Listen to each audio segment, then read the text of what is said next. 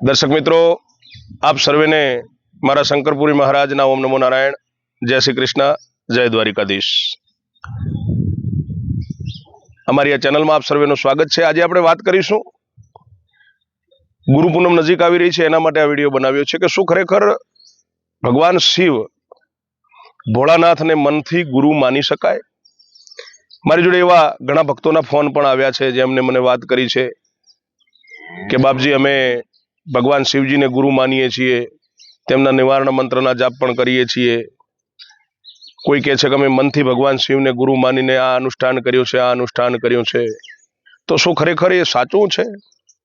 એ વિષયમાં આજે આ વિડીયોમાં આપને બતાવીશ। વિડીયો સ્ક્રોલ ન કરતા વિડીયોમાં બન્યા રહેશો, ચેનલને સબસ્ક્રાઇબ કરશો, વિડીયોને શેર કરશો અને લાઇક કરશો, બેલ આઇકોન દબાવશો। તો આપને જણાવવાનું કે દેહધારીને ગુરુ બનાવવો જોઈએ। આ કલિયુગ છે।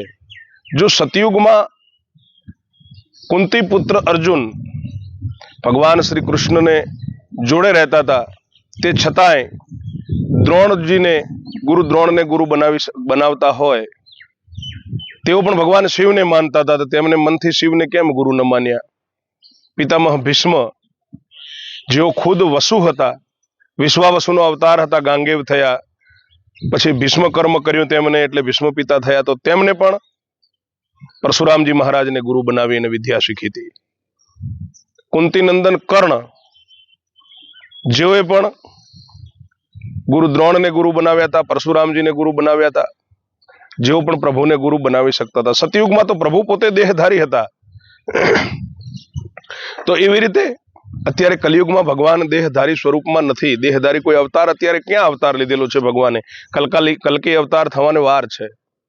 માટે દેહધારીને ગુરુ બનાવવો જોઈએ। કારણ કે ગુરુ શું કરે છે? ગુરુની ભૂમિકા શું હોય છે? જેમ તમે બસમાં ચડો અને કંડક્ટર ટિકિટ ના આપે તો ચેકિંગ આવે તો ઉતારી દે, એવી રીતે ગુરુ જીવનમાં ભવ પાર કરાવવા માટે આપને ભવપાર સુધી લઈ જાય છે। ગોવિંદને બતાવવાની ભૂમિકા ભજવે છે ગુરુ। એટલે પ્રથમ માતા પિતા, પછી ગુરુ। માત પિતા અને ગુરુ આમનું ખૂબ ઊંચું મહત્વ માનવામાં આવ્યું છે। માટે દેહધારીને ગુરુ કરવો જોઈએ। આ ગુરુ પૂનમ આવી રહી છે, આપને જે પણ આપને નજીકમાં લાગતા વળગતા સારા જે પણ ગુરુજી આપને લાગે કે ના આ ગુરુજી આપણને ભવસાગર પાર કરાવી શકે તેવા જ્ઞાની છે અને તેઓ કર્મોમાં પણ એ રીતે આગળ વધારી શકે છે અને તેઓ પણ એ પ્રકારના કર્મ કરી રહ્યા છે, એમની જોડે એટલું જ્ઞાન છે અને તેઓ પણ એ જ્ઞાનને અનુસરીને ચાલી રહ્યા છે, તો આપ એમને ગુરુ બનાવી શકો છો। એટલે જ તો કહ્યું છે કે ગુરુ ગોવિંદ નો ખડે કિસકો લાગુ પાય, બલિહારી ગુરુદેવ કી ગોવિંદ દિયો બતાય। જેમ સ્કૂલમાં બચ્ચાને મૂકીએ પણ રજિસ્ટરમાં નામ ન લખાઈએ તો એકડામાંથી બીજામાં ન જાય, તેવી રીતે ગુરુ ન કરીએ તો જે પણ આ સાંસારિક કર્મ કરીએ છીએ, કાર્ય કરીએ છીએ, એ ભગવાનના ચોપડે લખાતા નથી। કર્મ કરેલું સત્કર્મ અને પાપ કર્મ તો લખાતું જ હોય છે, પરંતુ સત્કર્મ તમે જે કરી રહ્યા છો તે તમે એક દાણો આપો તો એક દાણો જ લખાય છે, પરંતુ ગુરુ કર્યા પછી તમે એક માળા કરો તો એની અનેક માળા થતી હોય છે। ગુરુ આપને એ રસ્તો બતાવે છે, એ માર્ગ બતાવે છે।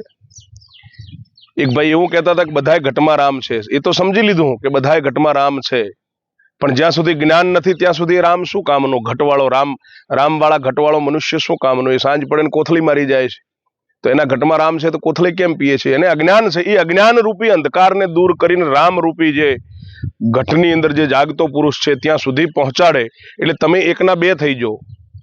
સમજમાં આવી રહી છે મારી વાત? જ્યારે તમને ઓળખાણ થાય ત્યારે તમને લાગે કે ના મારી અંદર કોઈ બીજો પુરુષ છે, એટલે તમને 24 કલાક જેમ નાના હતા ત્યારે પિતાજી આપણને સંકેત આપતા હતા કે આ કરો, આ કરો, આ કરો, અને પછી તમારી અંદર જે જાગતો પુરુષ હોય છે એ તમને સંકેત આપવા માંડે છે કે બીજા આમ કર, આમ કર। તમને હાથે ખબર પડે કે છે કે સાચા ગુરુ મળે તો ત્રિકાળનું જ્ઞાન થાય। એવી રીતે આપણી અંદર એક બીજો પુરુષ જે છે આવે જાય છે, જે 21,600 શ્વાસની અંદર, એના દર્શન, એની અનુભૂતિઓ આપણને થવા લાગે છે, એના અનુભવો થવા લાગે છે, અને જે અનુભવોના આધારે આપણે બીજાઓની વાત પણ કરી શકીએ છીએ, બીજાઓનું પણ ભૂતકાળ જોઈ શકીએ છીએ, વર્તમાન કાળ જોઈ શકીએ છીએ, શક્ય હોય તો ક્યાંક અંશે ભવિષ્યકાળ પણ જોઈ શકાય છે। માટે આજે એ જ વાત કહેવા આવ્યો હતો કે જીવનમાં ગુરુ અનિવાર્ય છે, અને સતયુગ દ્વાપરમાં પણ દેહધારીઓને ગુરુ કરતા હતા, તો મનથી તમે ભલે ભોળાનાથને ગુરુ માનો, પણ એ તો મહાદેવ તો દેવોના દેવ છે, એમને ગુરુ ન મનાય। એ તો ગુરુના ગુરુ છે, મહાગુરુ છે। તો આપણી એટલી કેપેસિટી નથી કે આપણે એમને ગુરુ માનશું તો એ આવીને ગુરુ મંત્ર આપી દેશે કે એ આવીને આપણને ભવપાર કરે એવો રસ્તો બતાવી દેશે. કેટલા યુગો વીતી જાય છે. માં પાર્વતીને પણ એમને પ્રાપ્ત કરવાતા એમની સાથે વિવાહ કરવો તો હજારો કરોડો વર્ષો વીતી ગયા છે.